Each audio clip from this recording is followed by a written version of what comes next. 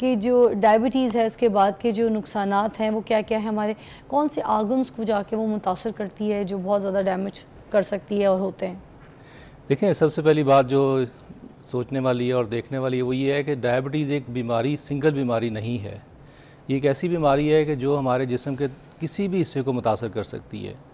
और अमूमन ये देखा गया है कि शुरू में जब शुगर के मरीज़ अक्सर जो आते हैं उनकी अलामात नहीं होती और उनके अंदर शुगर चल तो रही होती है। और बेसिकली प्रॉब्लम ये होती है कि जब ये शुगर ज़्यादा रहती है तो हमारी जो खून की बारीक नालियाँ हैं जो कि मुख्तलिफ़ जिस्म के अहम हिस्सों तक जाती हैं, उनका डैमेज होने का ख़तरा होता है।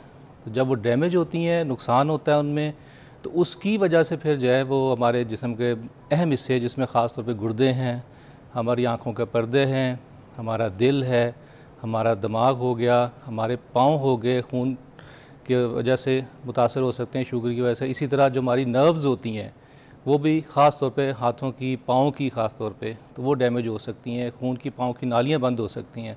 तो ये किसी भी हिस्से पे मुतासर कर सकती है। तो इसको हम ये कह सकते हैं कि ये शुगर जो है एक बीमारी नहीं है, बल्कि ये बीमारियों का मजमूआ है कि जिसमें हमारे जिस्म के मुख्तलिफ़ अज़ा मुख्तलिफ़ पेचीदगियों में चले जाते हैं। तो सर आपके कहने का तो मतलब ये है कि अगर किसी को शुगर हो गई है तो उसके बाद बस वो ये तैयारी पकड़ ले, बोरिया बिस्तर बांध ले कि अब उसके एक एक करके आर्गन्स जो हैं वो चीज़ें ख़राब होना शुरू हो जाएंगी, चाहे उसकी आंखें हों, चाहे उसकी वेन्स हों, चाहे उसके घुटने हों, चाहे उसकी हड्डियाँ हों, चाहे उसका गुर्दा हो, चाहे उसका पित्ता हो, एवरीथिंग। सर नहीं, इसमें देखें सबसे अहम बात तो ये है कि इसमें मायूसी नहीं होनी चाहिए। बट बात तो है, हकीकत तो यही है ना। सबसे अच्छी जो चीज़ है जो करनी चाहिए किसी भी शुगर के मरीज़ को वो ये है कि अपने शुगर को कंट्रोल रखे। ये सबसे अहम है। और कंट्रोल रखने में आपको पता है कि 3 चीज़ें, या खुराक का परहेज़ है, वॉक करना है, और प्रॉपर तरीके से मेडिसिन्स को जो डॉक्टर एडवाइस करते हैं उनको लेना। सर परहेज़ भी इतनी मुश्किल है, मुझे पता है मेरी फैमिली में काफ़ी लोगों को शुगर है, इतनी तकलीफ़ होती है ना उनको, उनके सामने कुछ खाते हुए ऐसी ऐसी डाइट उनको दी जा रही होती है जिसमें देखें ना बहुत सी ऐसी चीज़ें वो खा नहीं सकते, मिठाई वो खा नहीं सकते, बहुत से फल नहीं खा सकते, कुछ सब्जियां तो ज़मीन के अंदर की सब्जियां मेरे ख्याल से वो भी आप लोग मना कर देते हैं। नहीं, उसमें देखें वो किसी आटा तक मना है, चावल तक मना है। नहीं, ऐसा कुछ नहीं है। उसमें देखें कि आटा, जो वाइट आटा स्पेशली हम बंद करते हैं जिसमें कि ब्राउन शामिल होता है, उसका छान शामिल होता है आटे के अंदर, वो उसकी रोटी खा सकते हैं। अच्छा। ये नहीं है कि हमने मरीज़ को ये कहना है कि वो कुछ नहीं खा सकता, बल्कि ये बेसिकली हम इसको कहते हैं कि एक मुतवाज़न खुराक होती है, इत्तेदाल के साथ खाना। सर आम घर की जो डाइट है वो तो चेंज हो जाती है, वो लाइफस्टाइल तो सब चेंज होती है, लेकिन मेरा ख्याल आजकल के दौर में जो एक मुतवाज़न खुराक है वो सबको ही लेनी चाहिए। जिस तरह का ये शुगर का मर्ज़ बढ़ा है और जिस तरह ये क्योंकि इसका ताल्लुक वज़न बढ़ने से है और हमारी फ़िज़िकल एक्टिविटी ना होने की वजह से है, कम होने की वजह से है। अच्छा। तो मेरा तो ये ख्याल है कि मुझे मुतवाज़न खुराक जो है वो सबको लेनी चाहिए इसमें, ताकि ये इस शुगर के मर्ज़ की तरफ जाए ही ना। अगर हो भी गया है तो फिर उसको अच्छे तरीके से अगर कंट्रोल रखते हैं, इसकी जो लैब वैल्यूज़ होती हैं कुछ, और उसको अच्छे तरीके से रखते हैं, तो ऑटोमेटिकली जो आने वाले वक्त में इसकी पेचीदगियों से बचा जा सकता है। अच्छा जमशेद साहब, मुझे बताइएगा जो एक आम सेहतमंद इंसान है वो शुगर खा सकता है? अगर खा सकता है तो किस मिकदार में, सारा दिन कितनी कुछ चीनी ले सकता है? देखें, उसमें सबसे जो अहम बात है कि वो तमाम चीज़ें जो हमारे शुगर को, ब्लड के अंदर शुगर को तेज़ी से बढ़ाती हैं, उनको मना किया जाता है। और उसमें वो चीज़ें हैं जो रिफाइंड शुगर से बनी होती हैं। बेहतर ये होता है कि फ्रूट की फॉर्म में जो हमारा मीठा होता है उसको इस्तेमाल करना चाहिए। एग्जांपल्स भी दे दीजिएगा। फ्रूट जैसे सेब है, अमरूद है, इसी तरह मौसमी है, कीनू है, एज ए होल खाना चाहिए। ये भी नहीं है कि इनके जूसेस निकाल के पिए जाएँ, क्योंकि जब वो एक्सट्रैक्ट कर लेते हैं तो जूसेस जो है वो उसकी कंसंट्रेशन चीनी के बराबर होना शुरू हो जाती है। सर मैं क्या करती हूँ, सेब खाती तो हूँ सुबह रोज़ एक, मगर मुझे ना उसका छिलके का कोई टेस्ट अच्छा नहीं लगता। मैं छिलके के साथ चबाती हूँ, पूरा जो छिलका होता है ना एंड में चबा चबा के उसको थूक देते हैं। देखिए, एक तो छिलका है, लेकिन उसके साथ जो बाकी जो उसका फाइबर कंटेंट है वो तो आप खा रहे हैं वो मैं खा रही हूँ, मगर छिलके को चबा चबा के उसको अच्छी तरीके से उसका रस निकल जाता है, फिर उसको थूक देती हूँ। That is important. लेकिन अगर आप देखें कि अगर आपने जूस तैयार करना हो तो 5-6 सेब लगेंगे 1 गिलास तैयार करने में, तो यू कैन इमेजिन, और उसका फाइबर भी निकल जाता है, वो जो वाइट गुदा होता है।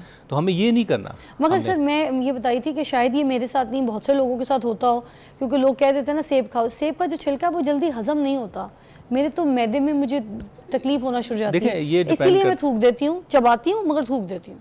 ये भी ठीक है, ठीक है ना, किया जा सकता है, ऐसे कोई मसला नहीं, किया जा सकता है। क्योंकि वो थोड़ा हैवी होता है। देखिए, हर एक का अल्लाह ताला इंसान मुख्तलिफ बने हैं, किसी को चीज़ हजम होती है, किसी को नहीं होती। ओके, तो चबा के भी ऐसे कर सकते हैं? बिल्कुल ऐसे कर सकते हैं। ओके। ठीक है। अच्छा, अगर कोई बंदा चाय में चीनी डालता है, ठीक है, या मिठाई का कोई एक चख लेता है, आज भी यहाँ पे किसी की कोई बर्थडे थी, मुझे केक खिलाना है, मैंने खाया कोई नहीं, तो मैं ये पूछूंगी अगर इस तरह की चीज़ कोई ले लेता है, ठीक है, इनटेक हो जाती है, तो अब वो क्या करे? देखें, ये एक नॉर्मल बंदे के अंदर वो ले तो सकता है, लेकिन मैंने जो बात की है वो यही है कि अगर आपकी फ़िज़िकल एक्टिविटी अच्छी है, जैसे आप वॉक करते हैं, जिम करते हैं और अपने वज़न को मेंटेन रखते हैं। देखिए, ये होता है बॉडी का एक बैलेंस होता है हमारा, कि जो हम खा रहे हैं हमारी बॉडी उसी तरह यूटिलाइज़ भी कर रही है। तो अगर ये बैलेंस मेंटेन रहता है तो फिर ऐसा खाने में मुनासिब मिकदार में, ये नहीं है कि बहुत ज़्यादा खाया जाए, ऑब्वियसली बहुत ज़्यादा खाना तो नुकसान देता है, तो एक मुनासिब मिकदार में अगर खाया भी जाता है एक नॉर्मल बंदे में, तो वो उसको बैलेंस कर लेता है। लेकिन कुछ शुगर के मरीज़ जो होते हैं उसमें ज़ाहिर बात है इन चीज़ों की भी एहतियात की ज़रूरत होती है कि अगर वो खाएंगे तो ऑटोमेटिकली एकदम से उनकी शुगर बढ़ेगी, और ये जो शुगर का एकदम से बढ़ना है फिर नीचे जाना, ये ऑटोमेटिकली अंदर जिस्म में, जैसे मैंने कहा कि नुकसान पहुँचाने का इससे ख़तरा बढ़ जाता है। अच्छा सर, ये जो डायबिटीज़ के पेशेंट होते हैं, क्या उनको गुर्दे की बीमारी का ज़्यादा ख़तरा होता है? देखिए, ख़तरा तो किसी भी जिस्म के हिस्से का डैमेज होने का होता है। हमारे यहाँ जो ज़्यादातर जो मरीज़ आते हैं जिनको पेचीदगियाँ होती हैं, ये वही मरीज़ होते हैं कि जिनकी शुगर कंट्रोल नहीं होती, अपनी खुराक का वो परहेज़ नहीं कर रहे होते और प्रॉपर तरीके से मेडिसिन नहीं ले रहे होते। तो अक्सर हमने देखा है कि गुर्दे के मरीज़ हमारे जो 40-50% जो शुगर के मरीज़ जो इस तरह कंट्रोल नहीं रख रहे होते, उनमें गुर्दों का मर्ज़ ज़्यादा देखा गया है।